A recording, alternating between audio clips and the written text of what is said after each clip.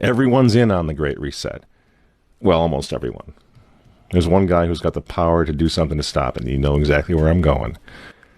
And they made a mistake. They tried to get Trump on their side, so they invited Donald Trump to Davos, I think a couple of times. But in January, when Donald Trump, I think, really began to see the beast that he was up against, he went to Davos, to the World Economic Forum, and he stuck a mega finger in their eye. We're committed to conserving the majesty of God's creation and the natural beauty of our world. But to embrace the possibilities of tomorrow, we must reject the perennial prophets of doom and their predictions of the apocalypse. These alarmists always demand the same thing: absolute power to dominate, transform, and control every aspect of our lives. We will never let radical socialists destroy our economy, wreck our country. 2 days after Donald Trump gave that speech, the 89-year-old leftist weirdo billionaire George Soros made an emergency intervention where, at Davos, once again, warning that the U.S. 2020 election will determine the, quote, fate of the whole world. Now, in the context of Davos, take a look at this one more time. This is a month after Donald Trump addressed Davos and stuck the MAGA finger in their face. Here's what Francis, the Vatican, and Jeffrey Sachs had to say in response. And it is a dangerous country right now. It will be absolutely dangerous if Trump wins re-election. Trump wins re-election. Trump wins re-election. Francis invited this guy to the Amazon Synod as an honored guest and advisor. He's also Bernie Sanders' advisor. What's he doing in the Vatican? Why is this guy who's a promoter for socialist, out and out socialist, Bernie Sanders, what's he doing advising the Pope? Why does he have entree to the Vatican, friends? Sachs supports abortion and contraception, but that's not a problem for the Vatican. For the Vatican, for Pope Francis, and for his friends at the UN, Donald Trump is the problem, obviously, friends. Clearly, I consider the Trump administration a danger to the world, but I regard it as a purely temporary phenomenon that will disappear in 2020. Do you get it? Do you see why there's so much hate for Trump? Because with all of his faults, again, he's the capitalist. He's not the globalist. He never will be one of them, which is why he pulled the United States out of the Paris Climate Agreement. Donald Trump pulled the United States out of the World Health Organization. That's Bill Gates and company.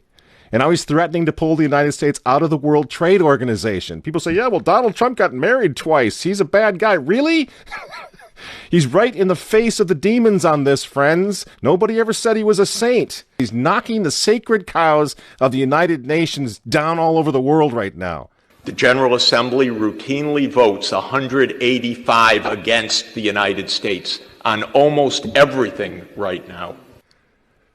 And you remember, speaking of the United Nations, in November of 2019, again, right before COVID landed, Trump went to the UN on the floor of the General Assembly, and he declared war on globalism.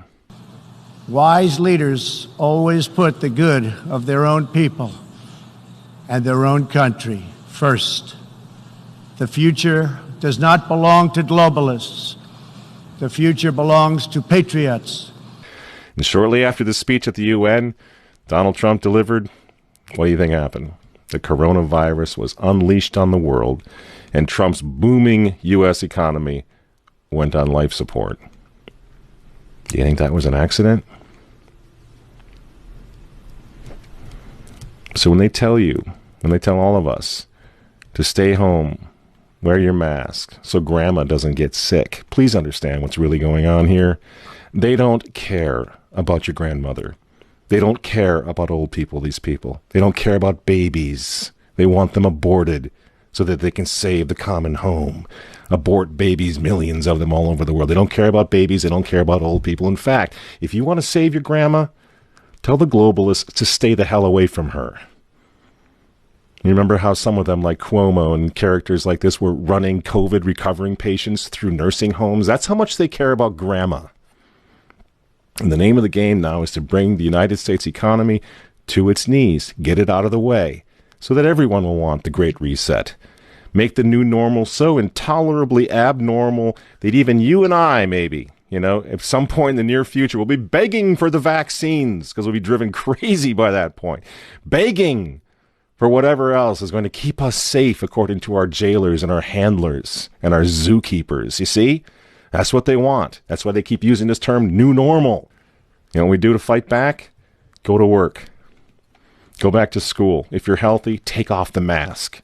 And for heaven's sake, go back to church and pray that Trump wins in November. That's what the reset was all about. That's what the Russia hoax was all about. That's what the impeachment hoax was all about. Don't you see? For 4 years, they've been trying to stop this man because if he strengthens America, if he makes it great again, if he brings the economy back again, the reset won't happen. The New World Order is going to be set way back. Who knows when they're going to have another COVID opportunity like this one again, and they know it. So ask yourselves why they hate this man. These folks, these men, they hate God. They hate the unborn.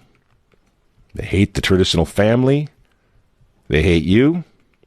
And they hate Donald Trump, whose political opponents, by the way, right now are knocking statues of saints to the ground.